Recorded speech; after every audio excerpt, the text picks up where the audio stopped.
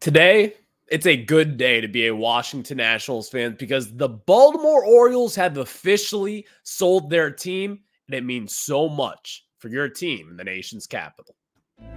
You are Locked On Nationals, your daily Washington Nationals podcast, part of the Locked On Podcast Network, your team every day.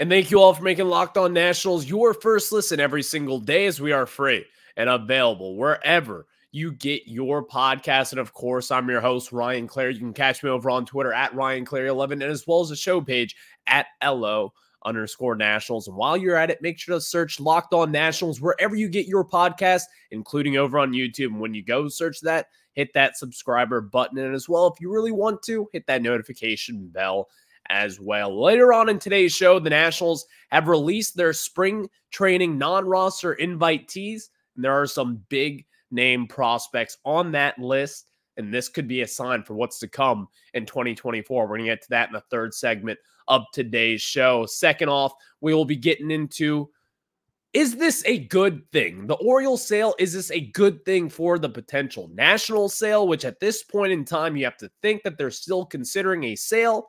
So with whatever happened, is it a good thing or is it a bad thing? I've got some thoughts on that and really just kind of one hard-hitting opinion. We'll get to that in the second segment of today's show. But let's first off react about this Orioles sale and what this means for the Washington Nationals. And most importantly, how could this help them right now in the immediate long-term plans for this team? And if you aren't aware yet, let's talk about this because the Orioles have agreed to sell John Angelos, the Angelos family. They've kind of been the tyrants of Major League Baseball for quite some time now, not only affecting the Washington Nationals, but really just kind of a black eye on Major League Baseball. Camden Yards and the Baltimore Orioles, a very rich tradition franchise. You all know it. If you're a Washington Nationals fan, and if you're older than the age of 30, you probably grew up a Baltimore Orioles fan. Maybe a lot of you made this transition into being a Washington Nationals fan. So obviously there's a lot of ties with Baltimore and as well as Washington. But most importantly, what this affects is the Masson deal. Matt Weyrich used to cover the Washington Nationals for NBC Sports Washington. He reported yesterday that Masson is included in this sale to David Rubenstein. Now, let's just kind of react to this all here first. I did not see this coming. Angelos, it was reported from Bloomberg back a few weeks ago that they were kind of nearing an agreement to sell the team, but it was kind of shot down. No one really knew what to make of it, but ultimately they have agreed to sell the team, and this thing is happening. What this means for the Washington Nationals, though, number one, there's hope. Simply put, there is hope. And the reason why we say that is one of the big drawbacks from the Washington Nationals from a seller's perspective or a buyer's perspective, or really just a baseball fan's perspective, is that the Nationals, they get hosed basically annually from this Masson deal. And the Mid-Atlantic Sports Network is kind of like not a good thing right now. There's nothing about it at this point in time that's really a revenue-driven industry for this Nationals team. They're not getting anything. They're not getting the market value of what they deserve. The big issue has always been Masson with the Washington Nationals. And what has been the owner of Masson? That's been the Angelos family. The Angelos family, when the Nationals first got put into Washington, D.C., the Angelos family fought that thing to the end because they were going to be losing the Washington, D.C. market, obviously. They kind of own that market down here, and obviously that's a huge market considering you're already in Baltimore, which is a small market. Considering Washington, D.C., that's a top 10 market. So when you lose that market, obviously you're going to fight tooth and nail, in which they did, and ultimately they got the better half of the deal, owning the TV rights. And the Nationals, by the way, they are the only team in Major League Baseball not to have full control of their long-term TV rights. That is an issue right then and there, especially considering that you're a big market team. This is something that you should capitalize on annually, like the Los Angeles Dodgers, the New York teams. Now, obviously, you're not as big as a market as those two clubs there, but that's kind of the realm that you should be in, not really with Baltimore and Oakland.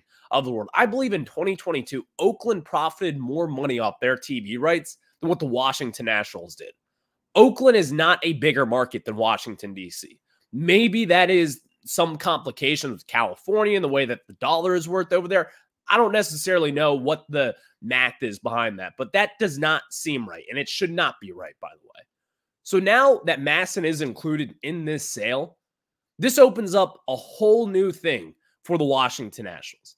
David Rubenstein at one point was rumored to be in on the Washington Nationals with Ted Leonsis with Monumental Sports Network.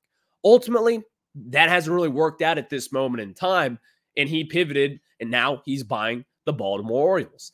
What does this mean for MASN, though? Because they are included in the sale, and now David Rubenstein is going to be the majority owner of the Mid-Atlantic Sports Network. This is just kind of guessing. No one necessarily knows what's going to happen here. But my friend Manny Montero over on Twitter, very good follow in the law firm, just smart baseball analytical thinker. He kind of texted me and just kind of brought this up to me, and it brought to my attention, and it kind of lit a light bulb on top of my head. He brought this up and said that it could open up Rubenstein selling MASN to Leonsis, and necessarily, I didn't really think about that, to be honest. I never really thought about this possibility of him selling MASN as a whole, but I think it's a very good point that could be brought up, and that really could happen. Because Rubenstein and Leonsis, obviously, you're already in there together. They are two billionaires living in Washington, D.C., who have been here for a while. One was the owner of the Carlyle, or one of the founders of the Carlyle Group.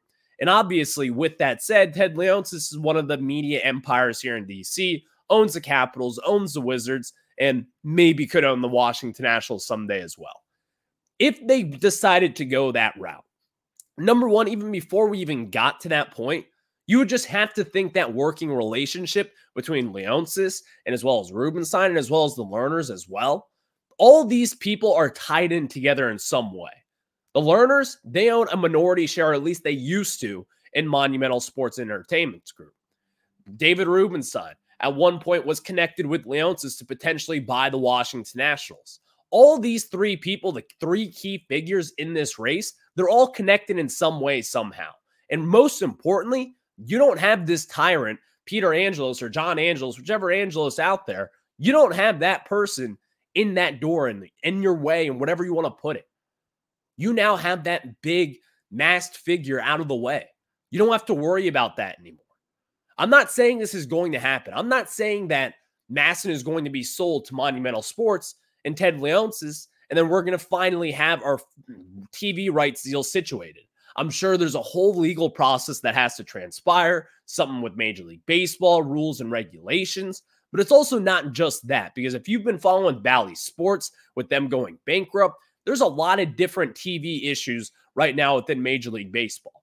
What are they going to do with these regional sports networks? Ultimately, I feel like someday this is going to happen, and maybe Major League Baseball will take over all the rights for it, and then there's going to be a better way for teams to profit and ultimately make the most money. Because right now, MASN, you know this, you can't stream games. What are we doing in the year of 2024 that you cannot stream games? You have to have cable in order to watch the Washington Nationals. What are we doing? That's not okay. That is not okay in the year of 2024. So right then and there, that is the number one issue. But with this now, with the Angelos selling, Nationals fans, you've got hope. You've got hope to hopefully change this thing around, and maybe who knows what it could lead to down the line.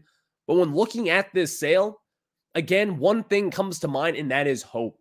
You can maybe just think about MASN kind of being a thing of the past and having Monumental Sports potentially come in and save the Nationals TV deal.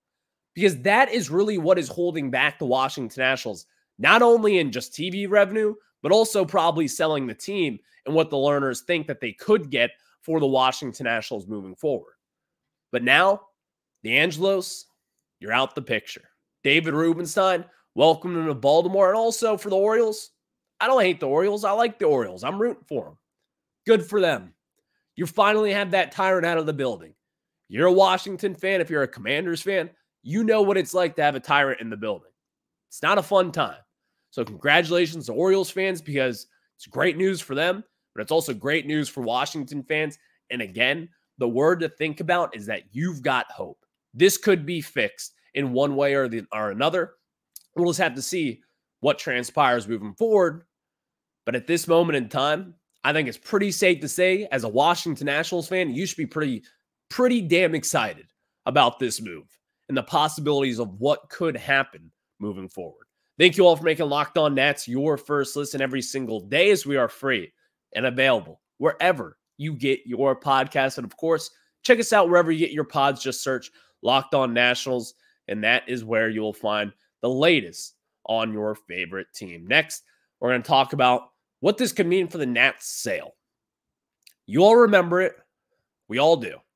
What could this mean for this team moving forward? And ultimately, what will happen? I'll tell you about that after I tell you guys about our friends over at FanDuel. And of course, happy Super Bowl to all who celebrate from FanDuel, America's #1 sportsbook. And if you're like me, Super Bowl Sunday is all about scoring the best seat on the couch, grabbing your favorite football food, snacks, and placing some super bets. I love Super Bowl Sunday because, of course, you can just go in and make some nice, solid bets that we all can. So make sure when you do that, go to our friends at FanDuel, because they have so many different ways for you to end the season with a big W, or 2 or 3 or 4, whatever you want. New customers can join today, and you'll get $200 in bonus bets if your first bet of $5 or more wins. Just visit FanDuel.com/lockedon to sign up. That's FanDuel.com/lockedon. Again, FanDuel.com/lockedon. Make every moment more with FanDuel, the official sportsbook partner of the NFL. And now we get back into it, as, again, the Orioles sale and what this could mean for the Washington Nationals sale. Well, let's just kind of start it off right here and right now. I don't think this is a bad thing necessarily overall, but there is some bad parts of the Orioles sale and what this could mean for the Washington Nationals. Right now, the O's sold for $1.75 billion. That is a little bit cheaper than considering what I would have expected at this moment in time. Obviously, I'm no mathematician. I'm not a businessman. But from just kind of looking at it and eyeballing it, I thought they could maybe get 1.9. I don't necessarily know what the exact figure is, but 1.75 seems a little cheap, in my opinion. Right now, the Lerner's asking price is $2.4 billion. Right now, Forbes, I believe, has them estimated at a $2 billion rate. That is 16th highest in all of baseball. The Lerners, one thing is for sure, they are smart business people. They know how to run a business. They do. They're very good at it. And again, the one thing that I've always said, and it is so true, billionaires, they don't become billionaires by spending their money. So here's the thing. The price in general obviously kind of bothers me just a little bit, because I believe the Angels probably left some on the table. I could be very wrong in that aspect of it, but from just kind of eyeballing it and seeing what baseball is nowadays, seeing what the Angels could have got just last year, there's a lot of different things to worry about. So the Orioles selling for $1.75 billion is a little tad concerning if you are part of the camp that wants the Lerner family to sell. Here's the big issue, though. The Lerners, they are not going to budge. In years past, like when they've had naming rights issues with Nationals Park, when they've tried to get some name sponsors in here or whatever it is, they've actually refused, I believe, have refused things like that and whatever sponsor would be on the stadium's name, because they didn't believe that they're getting their bang for their buck. If it's just me, I'm looking at it from above and saying, well, X amount of money is better than zero amount of money. Am I right? They don't see it that way. They want to get what their worth is. Ted Leonsis and David Rubenstein, I believe, was in this deal as well. They offered around $2 billion and really just over $2 billion for the Washington Nationals. Now, it has been rumored in years past that $2.4 billion, kind of what Steve Cohen got the New York Mets for, that's really what the Nationals want. Now, are they going to get that? I don't necessarily know. Can they get that? I'm sure they probably could, maybe down the line. But again, I think Masson is a big stepping stone in this issue. So the overwhelming issue here is, I think the Orioles probably left a little bit on the table. They probably left a little bit more money on the table. Now, obviously, when you're a billionaire trying to buy a baseball team, trying to buy any professional sports team, in which at this moment in time, you have to think that the Lerners are still kicking the tires on a sale. It just makes most sense at this moment in time, and it doesn't really seem as if they're all the way in the way that they have been in years past. But now with this, it kind of opens up a pretty big can of worms and what could happen and what could transpire from this. But ultimately, I don't think this is the best of things that the Orioles sold for this price at this time. What does this mean for the Washington Nationals? Now, again, you're not selling the team based on having Gunnar Henderson and Adley Rutschman and all your big prospects there. That doesn't necessarily drive up your price. It puts lipstick on a pig. That's really all that is. But going forward now, what does this mean for the Nats? Because this is kind of something I've been trying to wrap my head around. And ultimately, I kind of got to the jurisdiction that it's not as good as it may seem. Selling the Nationals, again, is amazing for what mass it is. It gives you some hope. It gives you something that you can maybe lean on, and maybe the learners could figure out something with David Rubenstein and as well as Ted Leonsis and work this entire thing out, which then may lead to a national sale. But now with this, the price tag is concerning because the learners, they're not going to sell for something that they believe is a low ball offer. In which at this moment in time, you just have to think the offers that they have gotten from Ted Leonsis and whoever else may be in the bidding for this, they probably don't see it that way. So now with the Nationals, you got a couple different options here. Number one, the learners could still very well own this team moving forward, and that could still be the case. That's going to be fine, I guess, but we all kind of know this. You're a little tired of the Lerner family. You want something new. You want that new, fresh toy that you can play with. We all do. We all want that fresh, squeaky toy. It's just not here right now. Option number two, the Nationals sell, but at what price? Because that's what we all keep coming back to. I don't think the Lerner family will sell this team for something that is not worth it in their eyes. They're going to want their asking price, and ultimately, they're going to get their asking price. And as the years go on, the asking price is probably going to get higher and higher and higher. I don't think they're going to be selling it for $2.4 billion in the year of 2027. It's going to be somewhere like $2.8, $2.9 billion. I don't necessarily know how that will work. But at this moment in time, looking at it from this peripheral view, I think that the Nationals in the Orioles sale probably doesn't mean all too great if you're wanting to sit here today and want a national sale. Now, maybe this opens up the TV rights deal. Maybe the Nationals get their own network and they finally get the money that they deserve. That may open it up for a national sale. That may open it up for Ted Leonsis or whoever wants to buy the Washington Nationals and say, okay, we'll get your asking price now because we've got the TV deal situated. That's a very likely outcome that could happen. But ultimately, it's a big shot in the dark that the Lerner family is going to say, yeah, we'll sell it now. Because if they do get that figured out, then what their asking price may have been 2 years ago, may be a little bit different now. May go up a little bit. Who really knows at this moment? But now, as far as a sale goes, again, this Orioles sale is a big positive for the Nationals overall. But if you're in the camp of wanting Lerners to sell the team, I don't really think this was a great move. Because again, it opens up business for them again. They could get this TV deal situated. And then this could mean something great for the Nationals going forward, like maybe they start to spend a little bit more money with more revenue coming in. Because one thing's for sure that you cannot argue as fans, they have gotten screwed over time after time after time when it comes to this TV deal. So there is hope, and there should be hope. But ultimately, if you're looking for a Nats sale, I don't think the hope is really there for you right at this moment in time. And I could be wrong, but that's the way that I look at it, sitting here on January 31st, 2024. Thank you all for making Locked On Nats your first listen every single day, because we are free and available wherever you get your podcast. And of course, check us out over on Twitter and check myself out over on Twitter at RyanClary11.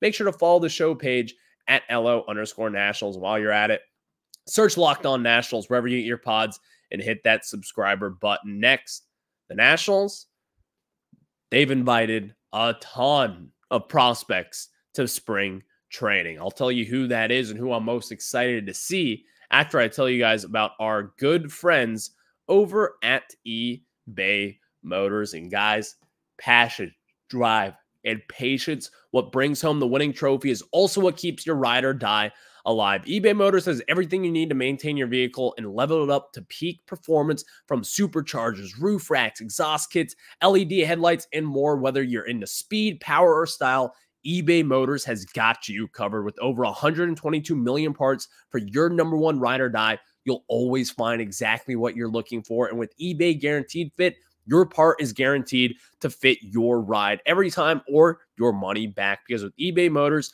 you're burning rubber, not cash. With all the parts you need at the prices you want, it's easy to turn your car into the MVP and bring home that win. Keep your ride or die alive at ebaymotors.com. Eligible items only. Exclusions apply. eBay Guaranteed Fit only available to U.S. customers. Again, that is eBay Motors.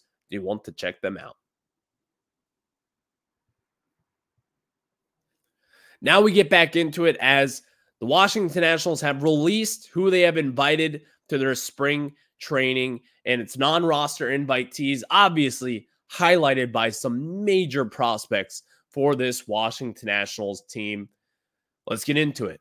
Outfielder Dylan Cruz, outfielder Robert Hassel III, outfielder James Wood, Darren Baker, infielder / utility guy, whatever you want to see there for this Nationals team.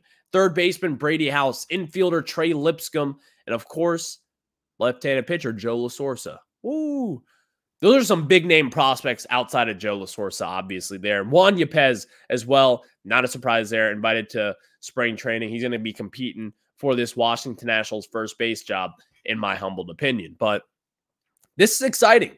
The Nationals, they've got a lot of big-time prospects joining them in spring training. You could be seeing a lot of these guys up in the big leagues maybe sometime this summer, maybe going forward. Dylan Cruz could be later in August, maybe. Who knows at this moment? But the Nationals, they've got a lot of guys going up there. And you got the big three with Brady House, Dylan Cruz, and James Wood going to spring training. You can even consider Robert Hassel part of that as well. Darren Baker, Juan Yepez, a lot of these different guys, Trey Lipscomb, a lot of different guys that the Nationals are inviting to spring training. You're going to see a lot of at-bats, hopefully, for all those guys. And really what this means for the Nationals, this tells you what they think about them. They're excited. This is about the future. This is about building towards what could be happening in 2025. Davey Martinez spoke about this at a season ticket holder event. They're excited for the future. They believe in the direction that this organization is headed. So as these games in spring training kind of roll out, you're going to see Dylan Cruz, James Wood, Brady House, all these big prospects going up against big league talent and playing with some of the guys who are already up there, making a difference. CJ Abrams, Lane Thomas, all the different guys, Keibert Ruiz, Mackenzie Gore, Josiah Gray. The rest of these guys in this rebuild and all these big-time prospects the Nationals have been kind of cooking up down in the minor leagues, they're going to be making their way up to Washington, D.C. relatively soon.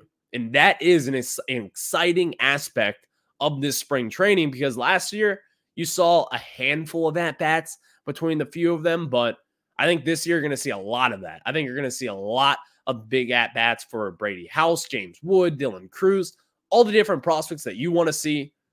That's an exciting part of this Nationals rebuild. Thank you all for making Locked On Nats your first listen every single day, as we are free and available wherever you get your podcasts. And of course, check us out wherever you get your pods. Just search Locked On Nationals there. I'll catch you guys on the flip side. Have a good one.